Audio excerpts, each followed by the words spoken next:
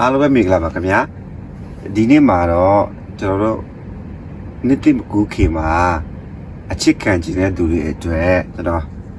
အချစ်ခံရအောင်ဘယ်လိုလုပ်ရမလဲဆိုတာကိုပြောပြပေးသွားမှာဖြစ်ပါတယ်ခင်ဗျာကျွန်တော်တို့တွေအချစ်ခံရဖို့အတွက်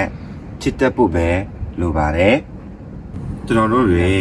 ပို့စုပဆက်အချစ်ခံကြည့်ကြလားဒါဆိုရင်ပို့စုပဆက်ချစ်တတ်ဖို့ပဲလိုတယ်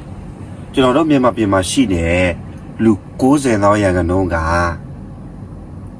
ဝတ်လက်ချစ်တရားကိုလက်ခံကြတာဖြစ်တယ်ကျွန်တော်တို့တွေအဲ့လိုမျိုးပုစုပဆက်ချစ်ချစ်အားဖြင့်ကျွန်တော်တို့ဝတ်လက်တဲ့နေ့မှာပုစုပဆက်အချစ်ပြန်ပြီးမှခံရပါလိမ့်မယ်ရိုးရိုးရှင်းရှင်းပဲကျွန်တော်တို့တွေအချစ်ခံရဖို့အတွက်ချစ်တတ်ဖို့ပဲလိုပါတယ်ခင်ဗျာ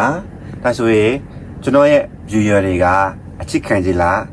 ချစ်ပေးလိုက်ပါပုစုပဆက်ချစ်ပေးလိုက်ပါဝိုးလည်းတနေ့ကြလို့ရှိရင်အချစ်ပြန်ပြီးမှ